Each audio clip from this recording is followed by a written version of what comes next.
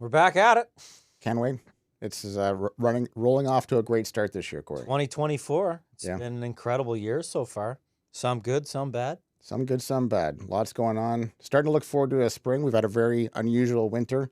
The weather's been crazy mild. It's actually annoying. Yeah. And I'm actually concerned as to what's going to happen, but that's probably another show. Totally another show. Altogether. We also have Michael with us from the office. It's good to be here. It's been a little while. We like having you here. It's Michael's our number cruncher, keeps us on track. Well, more so than ever now. We've oh yes, lots going on for Michael in our office. Yes, no kidding. He had a title change, and he's now helping us out with operations and all sorts of wonderful things. So we're very excited about that. And we had some bad news in the news recently. Yesterday, yeah. Prime Minister Ben Mulroney passed away. Brian? Yeah, Brian. No, Ben's his son. Ben's still alive. Ben's still alive. He's fine. Ben's fine. Alive. Brian, Yep, pardon me. It's okay. But it's awful. He's a good statesman, great orator. You know, little on the GST. That not everyone likes that for sure. But that man could speak though. If you ever watched him, he could speak. He could hold an audience. Just a great orator. He had a jaw on him like a moose. Definitely recognizable. Definitely recognizable. Yeah, that was incredible. Well, today on the show, we have a very interesting guest. Someone that brings some incredible value to all of our medical professionals out there. And it's a really interesting dynamic that is happened there. And we're super excited to have him on the show because the synergies between our companies and what we do, it's some shocking similarities. And so we have Eric Pook, who is the president of Cirrus Consulting Group, North America's preeminent commercial real estate and office lease negotiation for dentists and medical practitioners. Eric has been consulting small businesses since the late 90s with an emphasis on revenue creation and cost mitigation. He grew up in a medical entrepreneurial environment and continued that passion by starting a growing business throughout North America. Eric advises doctors each day on how to successfully leverage the dental office lease agreements to maximize practice value while reducing risk and liability. And just to give you some quick stats, this firm has reviewed 25,000 leases. 25,000. Wow, that's incredible. 25. Leases negotiated on their behalf is over 12,000. Like, I can't even fathom that number. That's a lot of freaking people. Yeah. Now, the best number out of all of this, in my humble opinion, they have saved their clients $480 million in savings of rent. Eric, welcome to the show. Welcome, Eric. Thanks, guys. Thanks for having me. Yeah, it's good. We should almost have fireworks going weather. Crazy weather, crazy statesman passing away, and sorry couldn't be there in person, but greatly appreciate the opportunity. And is this where we do the Joe Rogan and crack the scotch? And that's exactly it. That's coming up. You can do anything you want on this show, so it's just let's let it all flow. Perfect. Thanks for having me, guys. Of course. So, origin story. How did this really all come to be?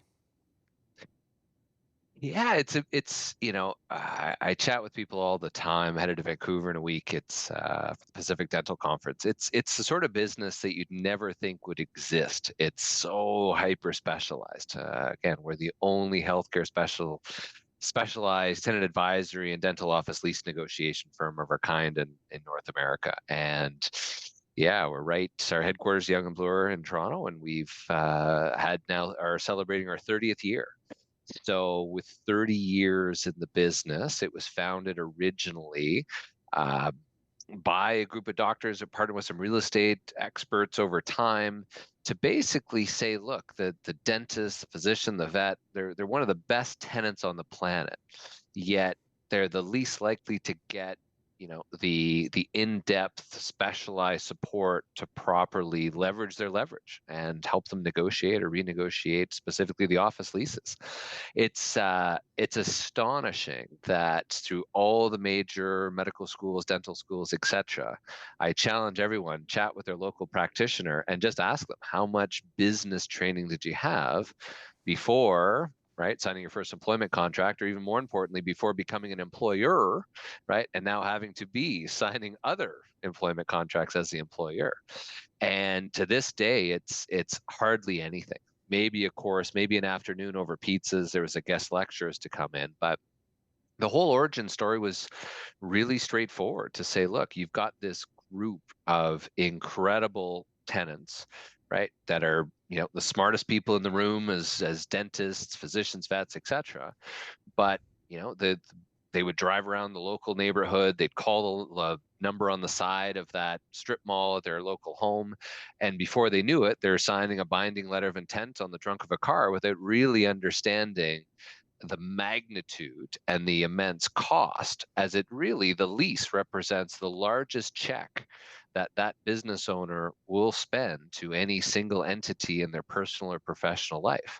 So you've got these incredible smart scientists that have gone through this full training, let alone specialization training, and without knowing it, they've now set the locomotive out of the barn at paying above market rents potentially, right? Locking themselves into a long-term lease without really understanding all the nuances behind it, let it be personal guarantees, continuing liabilities, et cetera, returning to pre-dental condition, all these sort of things that they just don't know what they don't know.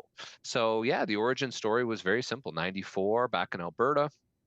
Since then, now we cover all of North America. We work with some of the largest dental supply companies on the planet, and it's just the core fundamentals to help that individual business owner and practitioner realize that they are the best tenant on the planet. In my opinion, they've got some of the highest build-out costs. Any other commercial tenant, 300, 350. We've got some in San Francisco now over $450 per square foot. We've got some of the lowest default rates. Right, the average dentist is less than 0.5% default after that 10-year term. The restaurant. Right. The restaurant now, their default rates can be over 90% default rate at the same 10-year term. So again, put yourselves in the shoes of the landlord. You've got a restaurant versus you've got a dental clinic, right? Which is a better long-term tenant? Now, not all landlords know that. So part of it is educating the landlord about the benefit of a dental tenant, how much they're doing to build out, how complicated it is to build out a dental space is unbelievable these days. But they're in the same location for 26 and a half years. They're COVID proof. They can, they can't work from home. And, most importantly, when they eventually sell, the value of dental clinics are still absolutely astronomical, where, $1 million producing practice, I looked at one the other day, will be valued at 1.9 million. Yet if there's any sort of clauses or lack of term, or the buyer can't get a loan from the bank, any of these sort of demolitions, relocations, the value drops by over $350 per square foot. Or in this case, 1.3 million from what could have been a $1.9 million sale. So yeah, pretty unique origin story. Myself, yeah, born and raised in Ottawa, had lots of incredible opportunities to work with sort of the medical community there. There was a company called TKI MedCon Incorporated, which, while still in high school with my good friend and independent contractor, we were doing web pages for this one company that was doing all the ultrasounds for fetal abnormalities and other components. And this was back 97, 98, and you could incorporate a business and get a Y2K tax write-off to buy some new equipment. So that was the first laptop I bought. I incorporated a company called PookProductions.com, web page design, e-commerce solutions, and fed into the Silicon Valley North and tried to be the next Mike Copeland or Terry Matthews. Wow. Wow. Wow. There's a lot of good stuff there to unpack. So how Fun side note, guys. Little Ottawa trivia for you. Ooh. Do you know the origins of the name Mitel? Must have something Isn't to it? do with. Yeah. Go. No. I was gonna guess, but I do at one point, but I think I've forgotten. So I think I was gonna guess wrong. I feel like I was gonna guess wrong. That's 80%. I've heard this story because we just where were we? We were just at the city of Ottawa that he spoke there. Yes. Oh man. Yes. And we're not getting it. I believe it came up, but I'd love to hear it again. I think it's a good news. It's a good story. It's I've met Mike many times, Terry a number of times as well. Some of them were patients of my old man years ago when he used to have a medical clinic. But it was unique, right? These two Welshmen come over, and Terry was sharing the story at his hotel when I went to see him speak one time. And it's just this true entrepreneurial. Let's talk about minded money. Here's the two godfathers of Ottawa business that came in as very young Welshmen with two nickels to rub together. And the story goes that they had spent all their money to import Welsh lawnmowers, right? The whole premise was we're going to buy these, lawnmowers, Welsh lawnmowers, and we're going to put them on a container ship and we're going to sell them in Ottawa and we're going to make a mint of money, right? Well, lo and behold, they bought it. They didn't have enough money for insurance. And lo and behold, the shipping container never showed up. Oh. So now every penny they had just went basically down with the ship, and they lost everything. Wow. So they then said, well, what are we going to do? And then they, as the story went, you can see the photos in the Brookfield Hotel. But they then said, well, this is telecommunications things and phone systems. Maybe we can try to bootstrap our way into that. So MI for Mike, TE for Terry, L for lawnmowers. So Mitel. No kidding. Come on. Wow. One of March Road's biggest legacies. Well, I guess we can end the show. We learned something today. Yeah. How about that? Call it a day. That's incredible. So I was actually gonna, just for listener purposes, can you tag a number to what a dentist might bring to a landlord? If the average lease is 10 years, if the average tenancy is 26 years, like what are we actually dealing with? Depends. If you're looking at Ottawa, and I've got all sorts of different examples and other components, but yeah, I mean, most on the low side over a 10-year term, you're at least $500,000 to $750,000. Average, you're almost getting closer in some cases to a major urban ground floor retail type of location. You're almost $1 million over that initial 10-year term. So that's what they bring to the landlord. On top of that, they're bringing on $350 per square foot of build out costs that really the doctor in many cases is paying for themselves or through their loan. So on top of that, there's another basically $350,000 for 1,000 square foot space. And every leasehold improvement, every floor, marble, cabinet that's affixed, anything that, again, any of these leaseholds that are added, that first 10 years alone, not uncommon that it could be 1.3 million in terms of the improvements the tenant has done to the space, as well as the financial commitment when looking at base rents and annual increases and common area maintenance fees. It's massive money for and benefit to a landlord. And the stability is that they can't just pick up and move across the street at $350 a square foot. So they become a fantastic long-term tenant, most of which even succeed that initial location and transfers to their buyer, which just resets the clock for another 10 or 15 or 20 plus years. Wow. So important, though, Eric. When you're talking about this, you're very right. These professionals coming out, starting their careers, this is not their profession. It's not practice management or business management.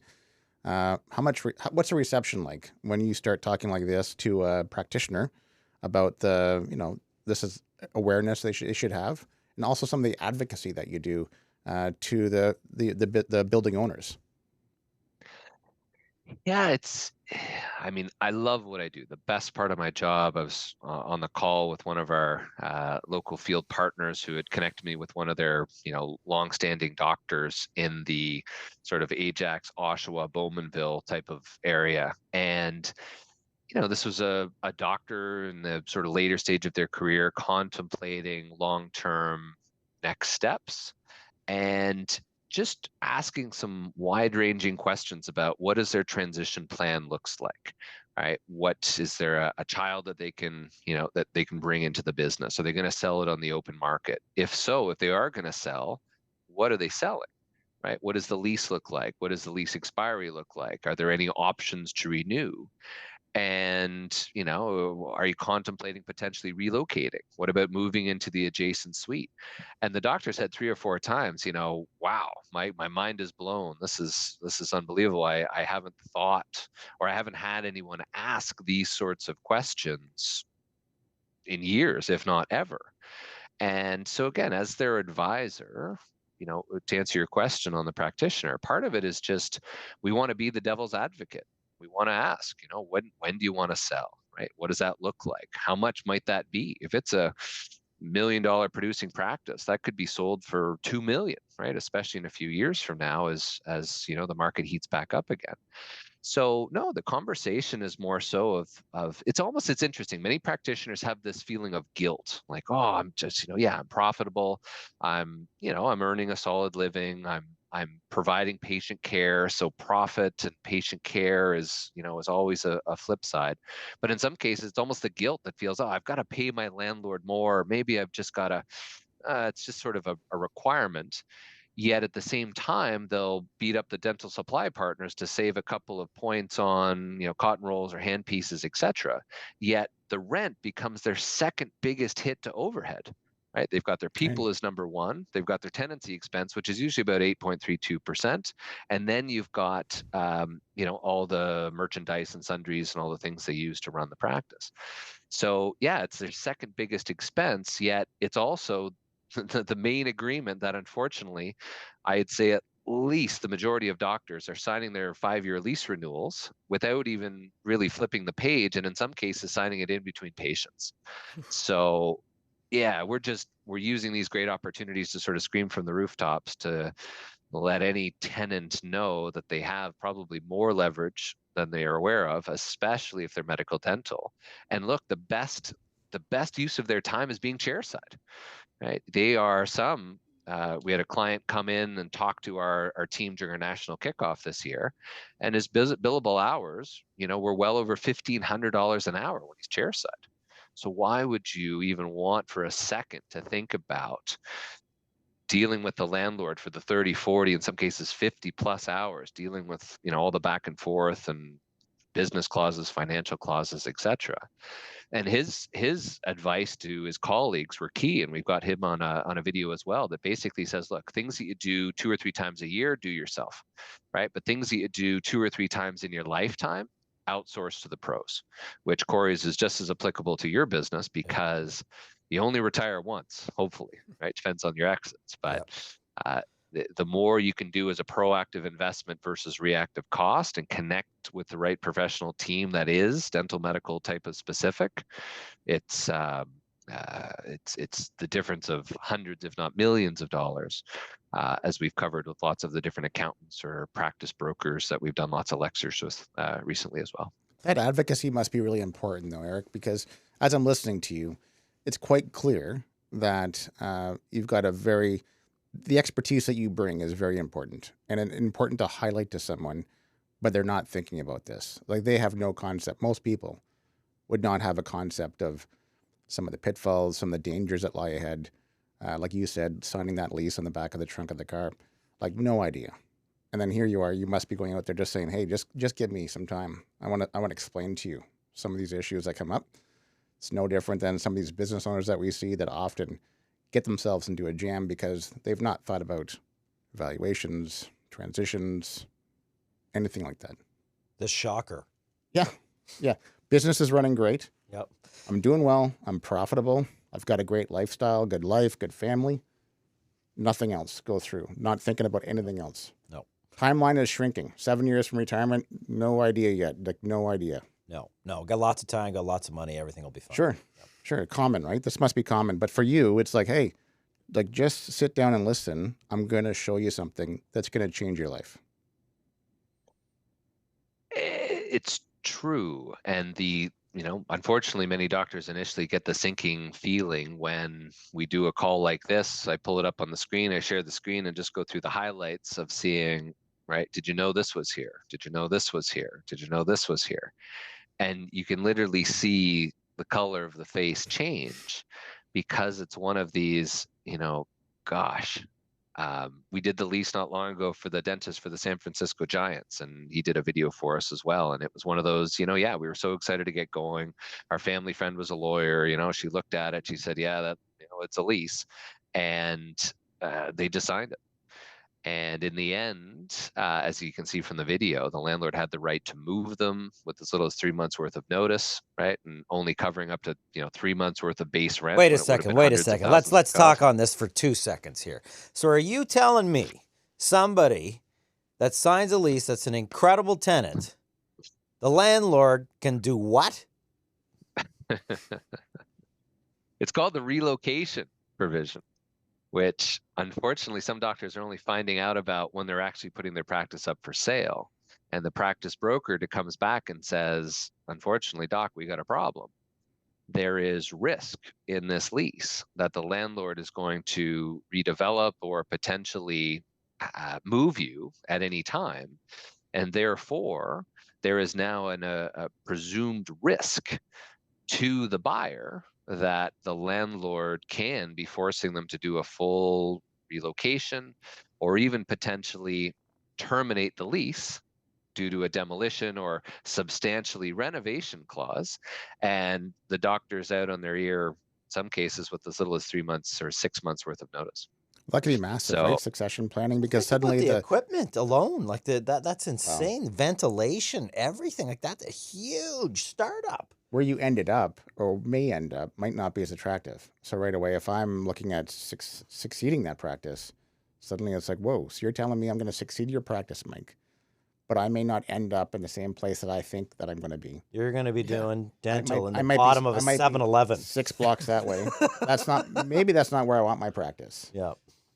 It's very bad.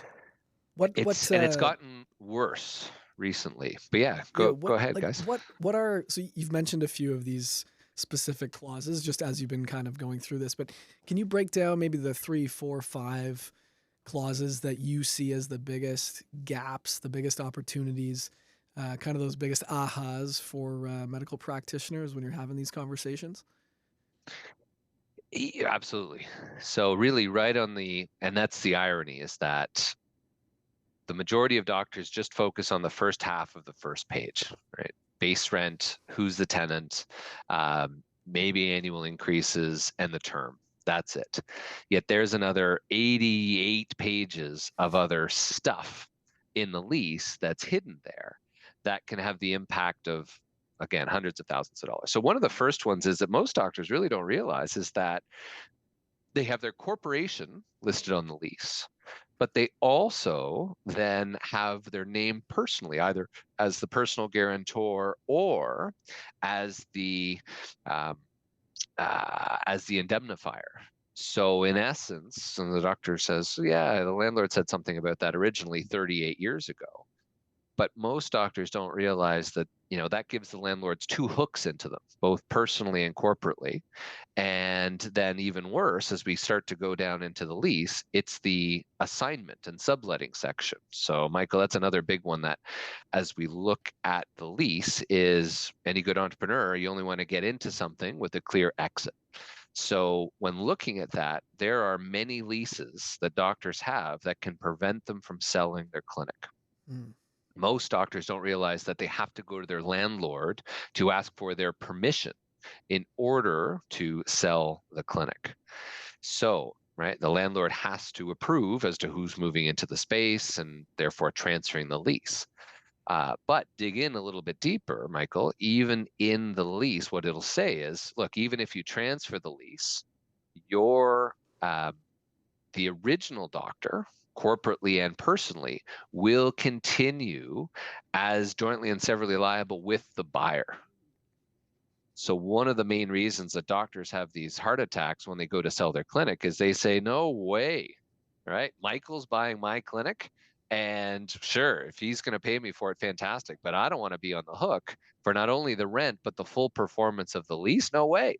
So now suddenly, now they got to go back to the landlord. They got to try to remove these components.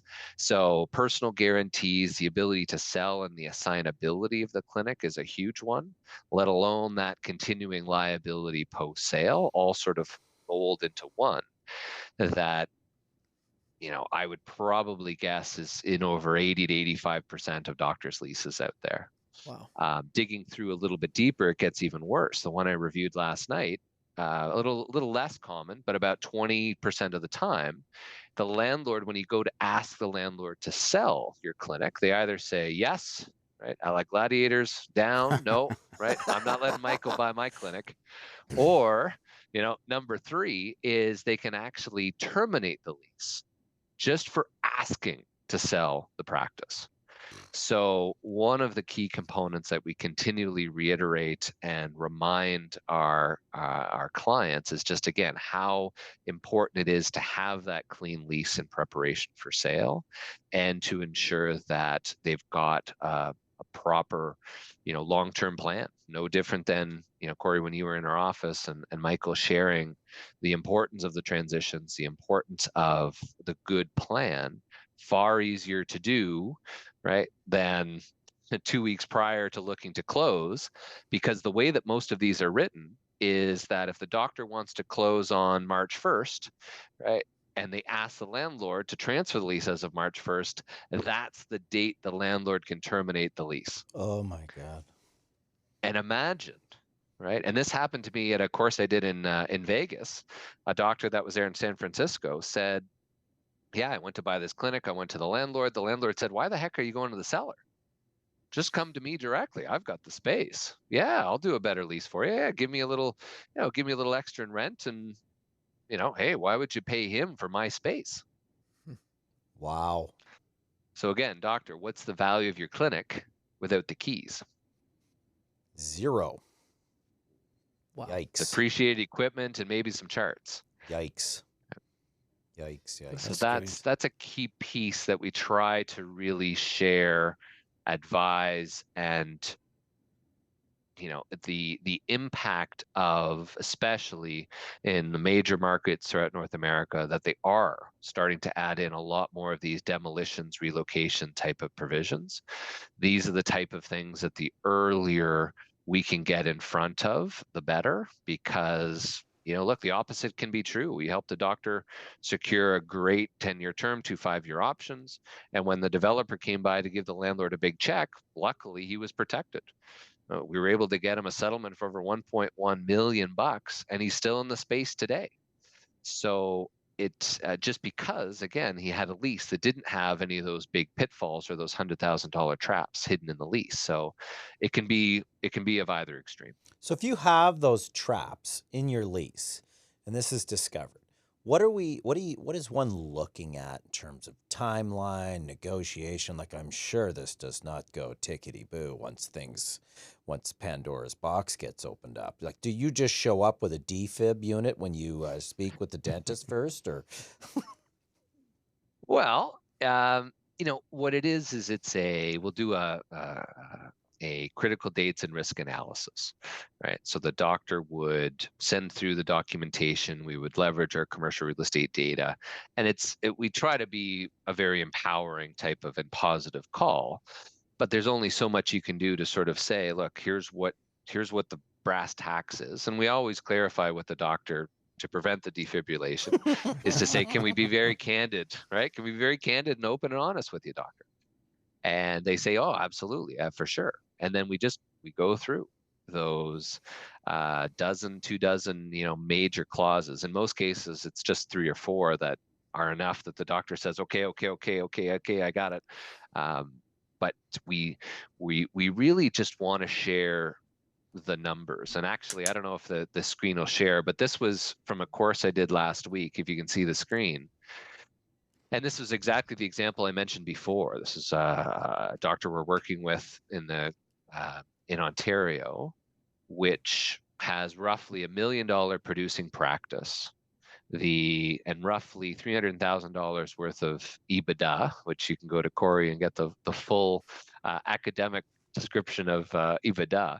But ultimately, even with multiples today of a roughly 6.2 at today's, right, percentage of billings is a $1.9 million value. A significant windfall for that doctor that's been spending 30 years, right, doing continental delivery at 12 o'clock and has a sore back and has been the sole breadwinner for years. Okay.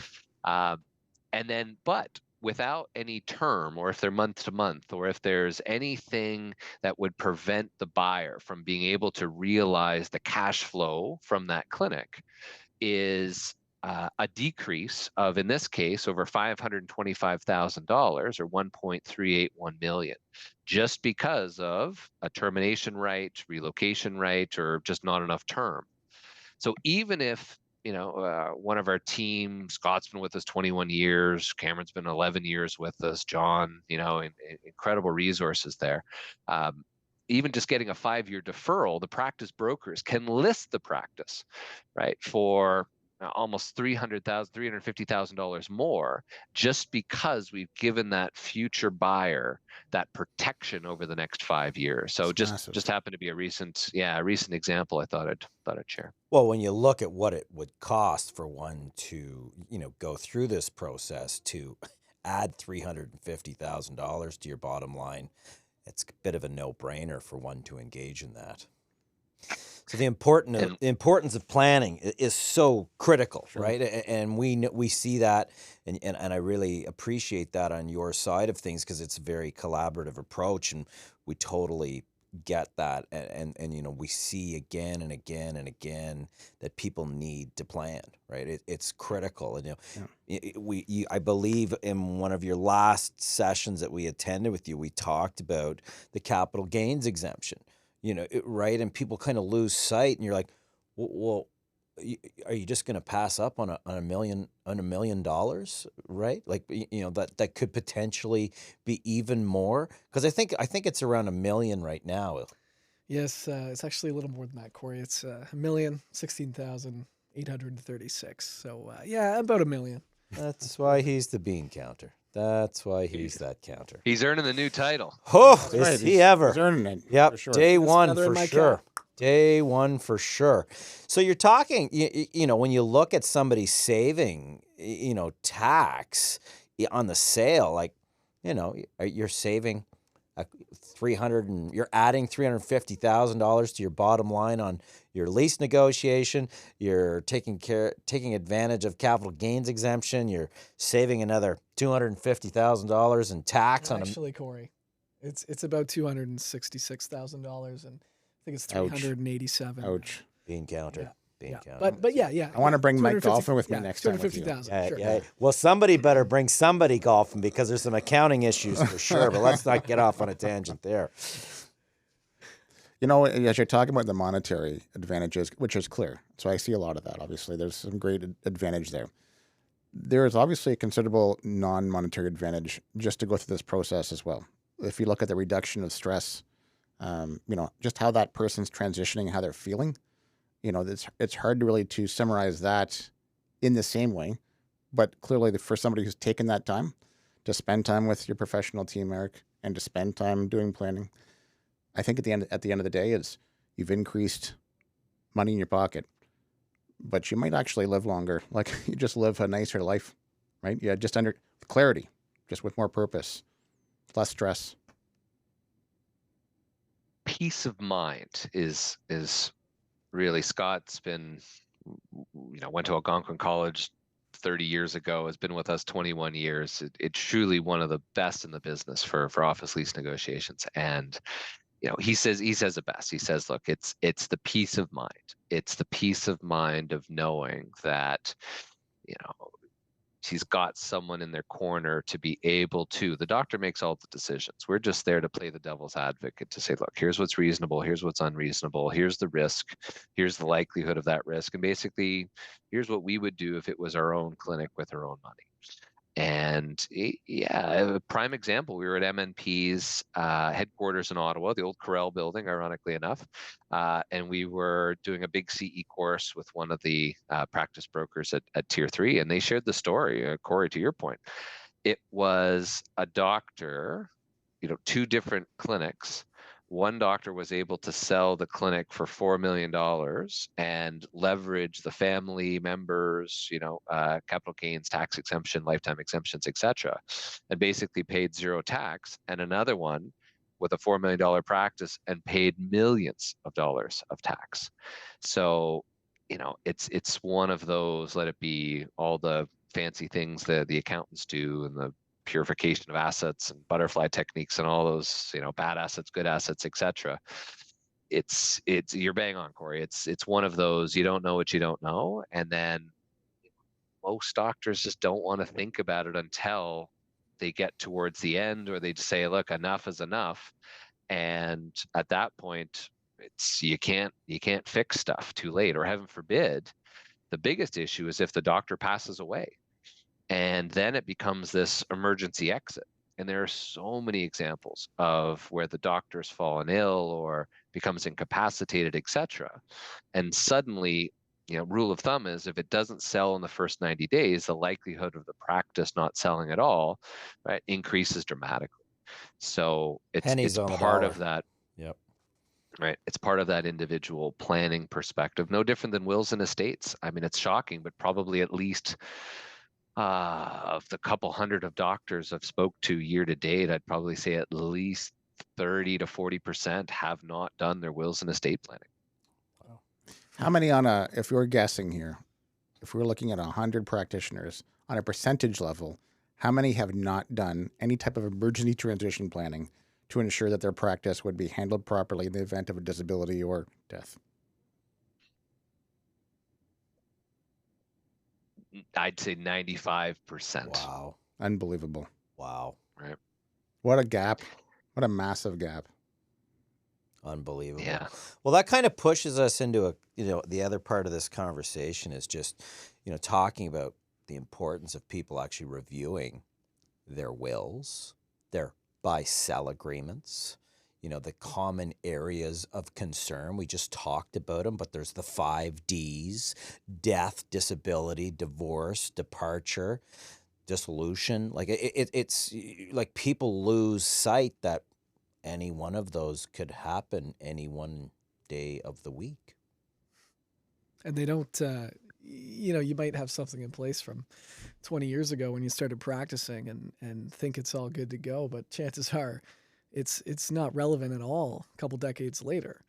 The different players, different family members, you've got a different marketplace, and the valuations that might be mentioned, the funding mechanisms that might be hoped for. I mean, none of that's going to be relevant 10 or 20 years down the road. Like, these are things you've kind of got to dust them off every 4, 5, 6 years and make sure they're still sustainable, they're still relevant. But life, as you said at the beginning, it's a 4-letter word, right? Like life gets in the way of a lot of these really important things until it's just too late. That comment on funding, Mike's really important, because when we talk about those Ds and everything that could happen, quite often, from my percentage, I bet you 90% of the time that I see someone with a buy-sell agreement, it's not funded. Like it'll be words. They've talked about it. The company came together. Someone's done it. Good idea. Here's what we will do or should do. But there's nothing backing that document. Because Eric, in your experience, if John the dentist was to pass and there was nobody else, manning that ship, and Jane is left with this, you would think would be an awesome asset to have. However, the machine doesn't run anymore, but something tells me there's still some payments due. Well, and not only that, it's the valuation's just gone. It's a fire sale now, because unless there's a strong succession plan, you could make an argument that the value is no longer the value. Yeah, and there's still rent to be paid. Lease agreement that is saying you must still pay that lease. Right. You're bang on. And there was a devastating example that came across our desk, seems like yesterday, but it was, yeah, a young doctor, early 40s, been an associate his entire life, and finally said, look, I'm going to open up my first clinic. And said, look, I'm going to do it, and did it a little larger than other ones, and had, built out a beautiful 6 operatory clinic. And then as was going through the build out costs and going through the build out, and roughly just a couple weeks prior to the grand opening, the doctor died of a massive heart attack. Fully built out clinic, no doctor, no patients, right? How much is that clinic worth? Wow. Big negative number, I would imagine. Like it was very large, right. So number. Zero, basically. So the bank obviously has protected themselves typically through the life insurance policy, and many doctors say, "Oh, well, I've got a life insurance policy," but in this case, right, a big portion went to pay the practice loan. The landlord, unfortunately, went back to the spouse and then said, per Article 76, subsection 3, as all leases do, this is binding to your successors and heirs. So, Mrs. Smith, unfortunately, we're happy to help you out a little bit here, but unfortunately, you and the estate is now responsible for the roughly $9,000 a month, increasing at 4% per year for the remaining 9.5 years on the lease. Oh my God. Wow. Talk about an erosion of capital, right? Talk about like that'd just be devastating. Especially when the intention's not met, right? Because if you talk to any of these practitioners or business owners, as an example, and you say, what is your intention? What's your, write down your values. 99% of those people always say family, right? They always, hard workers or entrepreneurial, but the most important thing to them is their family, their children, looking after it, spending time with them. So for sure that person in your example, Eric, does not want to leave pain for their family. They're, in fact, the opposite. They want to make sure that if something was to happen and they're no longer here, that everything goes smoothly, their loved ones are looked after, there is no pain. But that's not what's happening. If you're not doing this, you're actually transforming this into an awful, awful environment. Nightmare. And it's why I appreciate these sort of opportunities, because first is awareness. Number two is, had that doctor had some dental specific help, we would have been able to add in something we pioneered almost 30 years ago, which is a dental specific death and disability clause.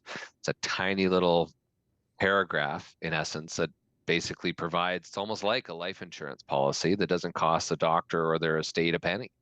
Basically states that in the event, heaven forbid, the doctor slices his finger, or like my godfather, tear his rotator cuff, and can't practice anymore or pass away, it gives them or the estate either the ability to renew the lease because they're no longer there in preparation for sale, or more importantly, just potentially terminate the lease obligations with 3 or 6 or whatever months. Instead, right, it took the seller and the seller's wife in this case, right, after the husband had passed, months, if not years, to try to transfer that lease because everybody knew the situation. Everybody was offering pennies on the dollar. And unfortunately, the estate is still a personal and continually liable long after the practice sold. So because of those other components, Mike, I was saying in the past. So yeah, it's what that one little clause now is just a cloud that continues to rain. And as long as that lease continues to renew in perpetuity, that estate's going to be on the hook. Ouch. Man, talk about watching your dreams and aspirations just go down the drain. That's horrifying. By the way, I was checking out some of the collateral on your website, and there's a fantastic video for any of our listeners that want to get out there and watch something that can tie some of these things together. I don't know if it was Dr. Bob Brown might have been his name, but a really interesting case study, but like horrifying at so many different levels. I'm sure 3, 4, 5 of those things hopefully don't happen to one person, but my goodness, each one of them was so impactful. And you don't know what you don't know. So I watched that video and I was like, Corey, get over here. You gotta see this. Like, this is horrendous.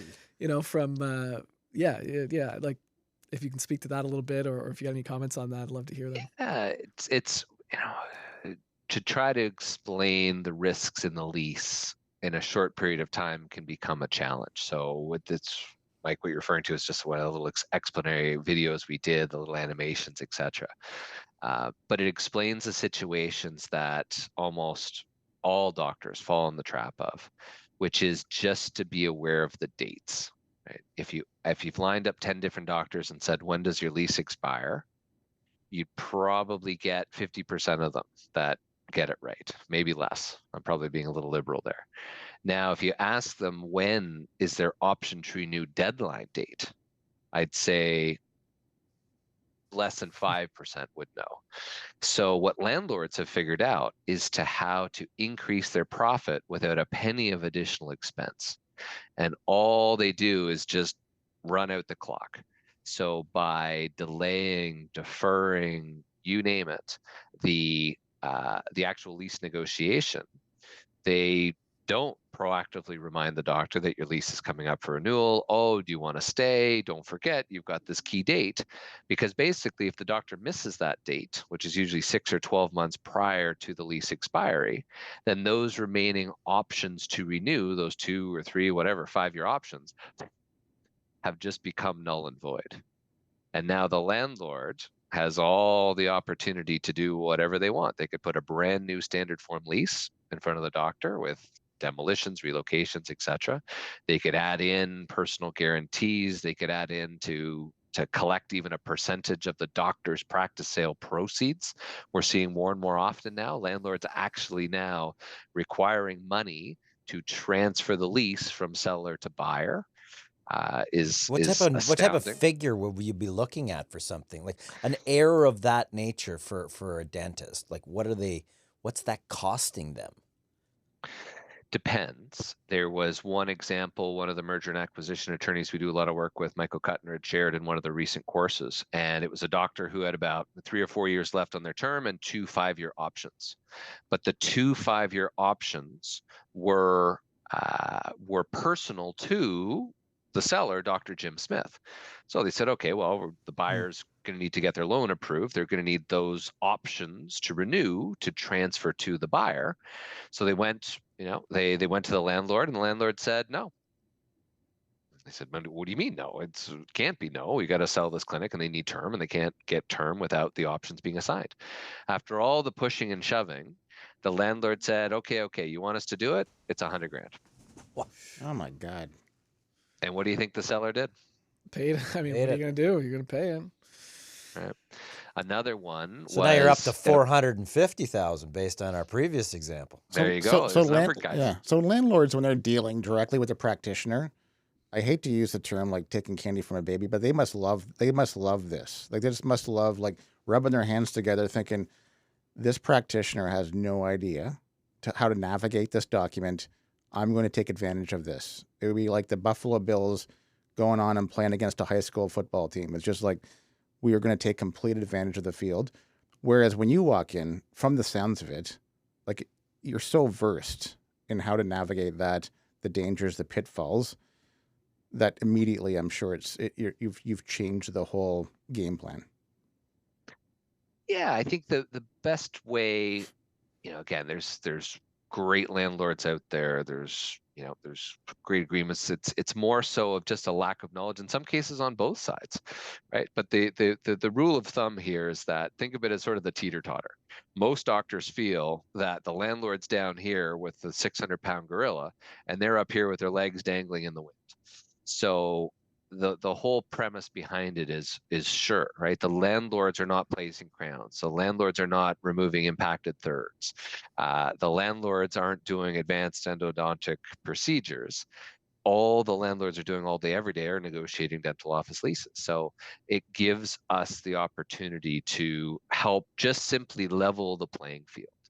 And the doctor then, and the landlords know, we've got the reputation, having done, well over 10,000 of these, is that the more that we educate the landlord about the uniqueness needs of the dental office, as well as how we just help to make a level playing field. And they know that we're hired on a flat rate, so it's not like we're running the clock, etc. They know we don't go away, and they know that we're fighting tooth and nail to help to make sure we get a fair agreement for the doctor. So, yeah, I mean, the neat piece to it all is, let's say the landlord agrees to a death and disability clause like I described, limiting personal guarantees, rewriting the assignment and subletting provision to make it very clear as to whom they can sell to and when, and removing the landlord's right to return it to pre-dental condition if they're ever to sell, and or leave the premises, and or percentage of practice sale proceeds, etc. Corey, Michael, I should ask it to you. Right? What impact, if the landlord says yes to all of those sort of qualitative type of clauses, what impact does that have to the landlord's balance sheet or financial statement year 1, year 5, year 10? Hopefully none. Right? It should be Bang none. on. Like, it should have Correct. no impact to them. Correct. So that's the whole premises here. The landlords care about term and rent. That's the world. The doctor now realizes that, hey, right, if things happen, there is a whole cornucopia of things in this lease that could make life very difficult. So even if there's a 1% chance that any of these things can happen, well, heck, doctor, even if hypothetically your lease goes up $1 a square foot, what impact is an extra $2,000, $2,500 a year to your annual P&L? Right? Negligible. Right. Yet to the landlord that's driving face rates and driving everything they can to provide more value to their shareholders and stakeholders, right? To just make a few concessions that really doesn't have any immediate financial impact. Yes. Does it have less hooks on the doctor? Sure. Does it give them a little less control? Sure. But hey, if they can go back and their bonuses and anything else are based on long-term tenancies with high locked-in lease rates, it's a huge win-win. So yeah, that's how we help to navigate those, and that addresses the previous question, which is, when they hear from us, do they, go like this and run for the hills? No, right?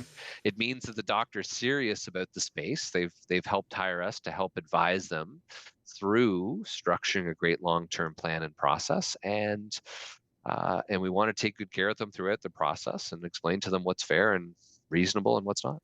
So, Eric, if I'm a dentist out there right now and I'm listening to you speak about this, and I'm thinking, I'm 40 years old and I've got 25 years to worry or to wait until I'm looking to sell this thing. I don't think I really need to do anything just yet, but he's made some good points. Maybe I should open up Pandora's box a little bit. Like, what is that first step? Even if somebody's not necessarily up against the wall or in a situation that's obviously an emergency, like what do they do? So there's a few things. Step one is to get all the documentation. So you would be shocked, or maybe not, but shocked about how many few tenants, and forget dentists and doctors for a second, any tenant, right? Do they have the original lease documentation signed both by them and the landlord? If it's not signed by both parties, as you know, it's not worth the paper it's written on. So do they have all the documents? I was talking to a doctor in Los Angeles who had bought a clinic, transferred the lease, and thought it was just a 5 or 6 page lease assignment agreement. Didn't even know that in the first recitals of the lease, it referenced back to a lease back in 1986. So that was the original governing document that had all the red flags in it. Wow. So, and then it had renewed and been amended and renewed and amended, etc. He didn't even know until afterwards. He said, "Hey, is there another lease here?" "Yeah, no, it's the original lease." So the first step is to get all of the proper documentation. And that's an easy email. You can email your landlord today and say, "Look, please send me, the original signed copy of my lease and any amendments riders." And they're going to have it. They need it for their own tax and audits perspective. And they'll send it back fast. So then at least you know what is all the governing documents and what has been changed over the years, good, bad, or ugly. Number one. Number two is to really start to think about what those long-term goals are, right? So Michael, scheduling a call with you and Corey, for example, is perfect to say, look, here's where I am. I'm mid-career. I'm deep in debt, but here's, the light at the end of the tunnel. And what are some things I can do today in order to help to ensure I can realize my retirement gains? Because right now I can't see the forest from the trees, let alone the tree from the leaf. So it's getting the goals, and then Number three is having the lease professionally reviewed. And one of the key pieces that I was going to share till the end, but for any of your great listeners at Mind and Money, happy to provide a complimentary lease review, rental rate analysis, even demographic report for any of the listeners, because information is power. And you're right, your lease might not be coming up for renewal next year. You might not be thinking of expanding, renovating, or relocating, etc. But just knowing what's within the lease, and then we at the end usually come up with some sort of a negotiation treatment plan to share. Here's best case scenario with the situation. Here's sort of worst case scenario, right? And what can we do now to help give us as much runway? Because the more time we have, obviously, the more leverage. Understood. Planning is powerful. Yeah.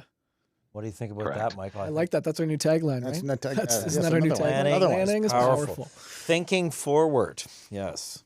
So, Eric, you're obviously very passionate about this. It really resonates as you speak about this on a more personal level. What motivates you the most about this sector, the work that you do, the specialization that you've ended up in? Yeah, it's interesting. And look, as a business owner, it's what was the old adage, right? It's never as good as it looks, bad as it seems, type of thing. Look, what gets me up every morning is the best part of my day is to get on the phone with a client, talk about their life, their kids, their plan, the long-term planning. And we need to know all this, right? What's their production? What's their production per chair? Well, gosh, doctor, you're producing $400 per square foot right now, usually at $400 per chair. You're now usually at $250,000 per chair is when the itch starts to potentially look to expand and renovate and relocate. Oh, you want to equip 2 extra operatories and do some renovations. Well, doctor, when's your lease up? Right? The last thing you should be doing now is to be spending $100,000 on the space, and then your lease comes up for renewal in a couple of years. Your landlord's going to laugh and say, "Okay, great, you're not going anywhere. You just spent $100,000. Here's a 35% rent increase. Congratulations." Right? So, to answer your question, it's when the doctor says, "Oh shoot, Eric, I only wish I heard about you guys beforehand. Where were you in 2019 when I was doing my last lease renewal negotiation, etc." That's where the passion comes from an awareness perspective. And look, it's an ability that even my father's clinic in the 70s, right? If he didn't have some good advice from one of his childhood friends that actually then can't do it anymore, but registered the lease on title, it prevented his clinic on Carling Avenue from being completely redeveloped and potentially kicked out. So ironically, even before I was born, the lease was impacting, right, the medical clinic that my dad owned at the time, when actually that's where he met my mom. So these are the sort of the key components that gets us up in the morning. And there's just really there's such a need, right? You've got the brokers, which are great, but typically paid 100% and by the landlord from an agreement that the doctor never sees, and they're typically locking things into a binding letter of intent, etc. And unfortunately, in some cases, the more the doctor pays, the more that commission may be, depending on the structure, right? And then you've got lawyers out there, which again can be great to do what they do from those certain components, but the whole sort of niche we figured out is this big sweet spot in the middle, right, where we can help negotiate both the financial and the business clauses and help ensure that the doctor has, first of all, a lot of power in knowing, and then ultimately we pay for ourselves, let it be through the financial improvements or the reduction of risk. So part of it is just the awareness, and then doctor, do you really want to do this on your own, or do you see value from professional help? No different to what you guys are doing every day, from creating long-term plans and investment portfolios and looking at insurance and all the types of things that nobody wants to think about, like wills and estate planning, etc. But it's one of those things, especially every 5 years, you got to go through this renewal, tear off the Band-Aid and realize, hang on a second, this isn't just a $35 per square foot thing and it's going to 37. Oh, okay. No, let's run the numbers, and our software will actually pull up a pro forma over 10 years. Doctor, you've gone from now $926,000 over the next 10 years to now $126,000 just by that tiny little change in annual increase. So, the whole messaging here is, doctor, look, if you were signing a check for $1 million to one single entity, wouldn't you want to make sure that you're getting at least, right, some fair back and forth? And that's all about just creating what's your must-haves, right, in terms of the negotiation. What are your nice-to-haves? And hey, what are some things that you're willing to give up, right, in order to get your must-haves? So it's all that sort of back and forth. Balance. That's incredible. Like there's so much that comes to mind that you bring to the table. The energy and the value add that you guys bring is phenomenal for anybody that's in that, medical profession. It's or anybody else that's in a lease situation, right? It's unbelievable. So Eric, we really appreciate you taking the time with us today. I am certain our audience will be surprised by some of the things that they're going to learn from this. And again, thanks for taking the time with us today. It's been a great journey in the conversation, Eric. Thank you again. Awesome. Thanks so much, Eric. Really, really enjoyed having you. Appreciate it, guys. And yeah, looking forward to, again, to any of the listeners out there, if you're questioning, concerned, if you look at the lease and it looks like the equivalent for the four of us that have book about advanced endodontic procedures, don't hesitate. You can email us at info@cirrusconsultinggroup.com. My direct line too, feel free to call anytime, 647-789-3255, and we'll include that maybe in the show notes. And really appreciate the time, guys. This is tons of fun. I'm ready for part 2, right? Joe Rogan, right? Joe Rogan. Oh, we're doing it. Yeah, bring the scotch out now. This is the second hour, so it's everything changes.